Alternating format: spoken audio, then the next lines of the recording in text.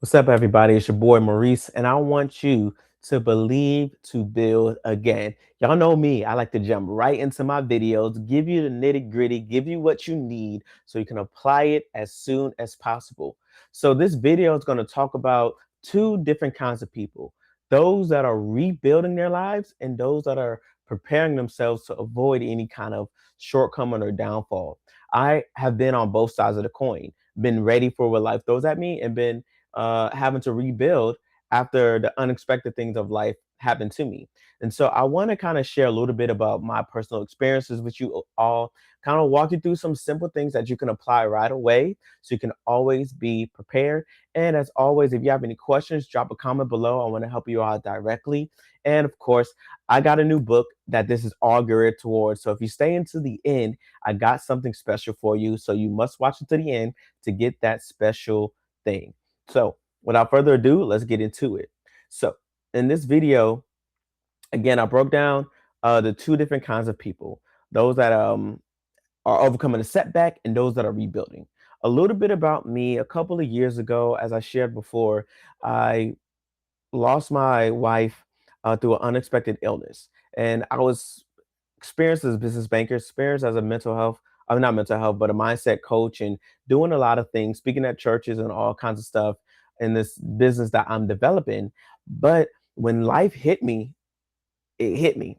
I had to get to a point where I was like, why do I know all these things, but I haven't securely set a lot of these things in place to protect my family and their future? Because even though I lost my wife, it could have been me, could have been anyone in my family. And we've experienced loss time and time again. And you might be dealing with the same thing. You might be in a place where you feel stuck, where you feel lost, where you've lost a loved one, you lost a parent, a spouse, a child that you're trying to recuperate from. And grief can be a mental barrier on you making any kind of financial adjustments in your life. I've been there. I'm with you. I understand. So, here, let me hold your hand as we walk through what it looks like to rebuild. I hope you guys are following me. And if you've been through any of those things, I pray for your peace. I pray for your reconciliation. I pray for your restoration in the mighty name of Jesus. And so, some of the principles I like to talk about involve walking in faith, stewardship, understanding what God's true wisdom is in our lives, taking action, and then allowing God to be God in your life.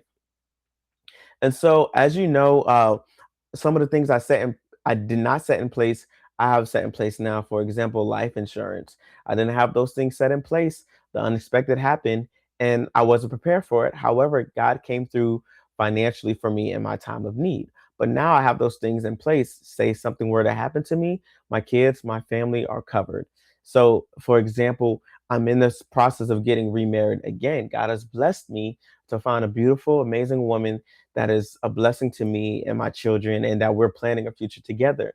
Had I not been prepared for that, I would not be able to do what I'm doing now in my life. So God has blessed me, prepared me there. I'm taking some financial moves regarding my business as well, something that I didn't think was fully possible. God is moving me forward in that direction now. And you see it all the time, people taking leaps of faith and God coming through because they're putting God first and allowing God to guide them. And then God does what God does in their lives. And I want you to have that same confidence that I have and that you see people every day on social media have, doing what God has called them to do. So Proverbs 27:12, y'all know I got to give y'all scripture. It says, a prudent man foreseeth the evil and hideth himself, but a simple pass on a reward and are punished. So this talks about wisdom preparing before the storm. So the person that prepares when the storm hits, they're not taken away by the storm. But when someone doesn't prepare, they're scrambling and struggling and trying to figure things out while the storm is present with them, and you get more burnt out, more stress. I am trying to live a stress-free life, y'all. I'm trying to live a life with no anxiety, none of that stuff. I want to live a life that is fully and totally pleasing to God, where I'm doing exactly what God has called me to do, which is why I came up with this book here. I'm just going to piggy to that. It's called It All Belongs to God. And this book, it really puts the totality of everything I've learned from the millionaire mindset Think and Grow Rich, Rich Dad, Poor Dad, all these different books that I've read throughout the years, The Richest Man in Babylon, the Bible itself, and all these things that I've applied to my life, I put into this book here. So you guys can now get it here on Amazon, where you can purchase the book yourself and apply these principles that I'm going to be teaching you throughout the series, that I'm going to be teaching you throughout on my channel, that you guys can learn right away. But to kind of get back into the lesson here, I apologize. But one thing I want you to understand today is that you have to first identify who you are. Are you the person that maybe life hasn't really hit you that hard, but you want to make sure you're prepared?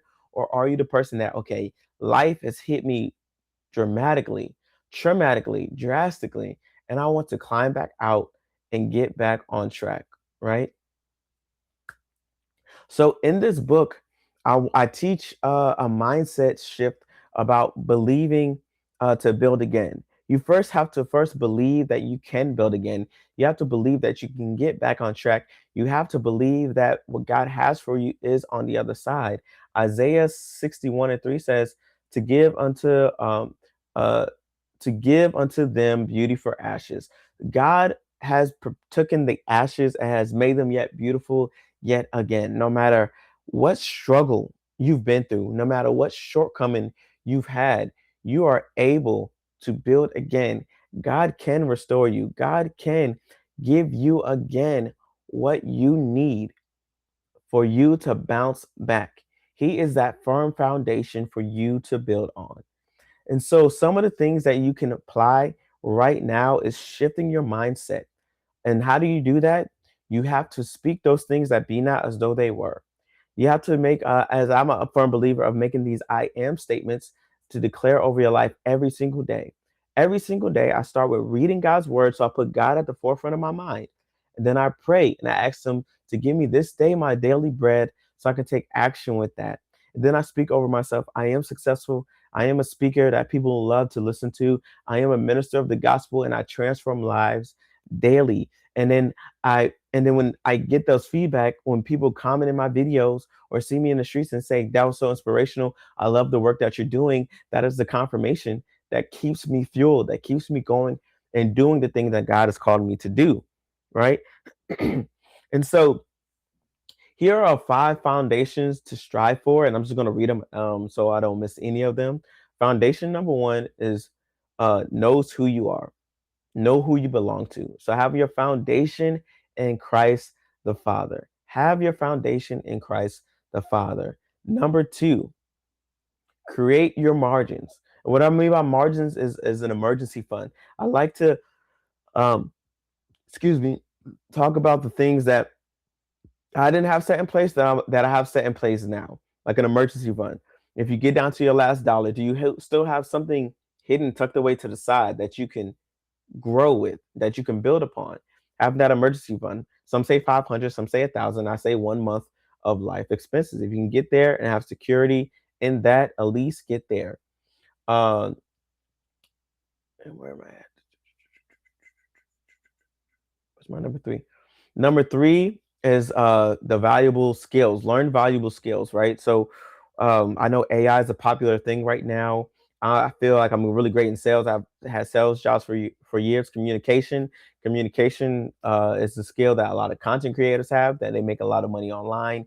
What is something that you're passionate about that you can then monetize? Turn that to a vehicle of monetization and then lock in on that. So you have your foundation that you can build upon. Then you have your skill set, the thing that you can pass down, that you can give to others, that you can sow into others, that you can also monetize from. Number four is start to build a foundation of relationships, your network. How many people can you connect with and show value to that can also bring value to you before you need them? And so a lot of people wait to the last minute to establish good relationship, to show themselves to be valuable. And then when time comes, they don't know who to call. They don't know who to reach out to. They don't know who to connect with. It is good to have a core group, a core network of people that you can rely on, friends, family, people that are in different facets. I love my parents. They're retired. So when it comes to needing someone to, maybe the kids can go to, I can send my kids there. I have family that's in real estate. If I need someone in real estate. I have a sister that's an estate attorney. I can get you in touch with her as well. But someone that can plan that out for my financial future. Life insurance partners, business owners, event planners, photographers, little facets of different areas of life that you never know what you might need somebody for. But they're already in your network, people that you can connect with. So start honing in on those relationships. I've been struggling with reaching out to people just to check in. I've gotten over that. I reach out and I check in with people now thoroughly and consistently as much as I can. And I'm starting to do it more too. So I can say, hey, I'm available to you. And hopefully, I do it to be available to them, but also you want to do it just out the kindness of your heart, just to have strong relationships. But when the time comes, you can be available to them and they can be available to you. And number 5 is never stop taking action. My biggest thing that I struggled with building a business, building that entrepreneur life, is taking action with what you have. And so, for example, being consistent and putting out something like, hey, I have a new book called It All Belongs to God. And I want you guys to go to Amazon right now. The link is in the corner, or you can click the link in the bio, click the link in the description, or scan the QR code right here, right now.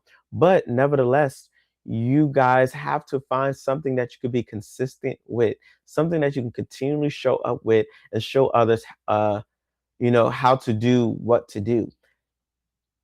You don't want to miss out on your gifting. Your gifting is needed for the world. The world needs what you have. And so I want to encourage you to show up every single day doing what God called you to do. Eventually, you're going to get your breakthrough. Eventually, God is going to show up. Eventually, that one person is going to reach out to you that's going to change your life forever. But you have to be willing to be consistent. You have to set the vehicles in place so you have that place of comfort so you can build upon it. And you have to trust God in every step of the process. And that's why I wrote the book, It All Belongs to God, because it truly does. But when you understand that it doesn't belong to you, that you're doing it for the Lord, it's going to shift your mindset.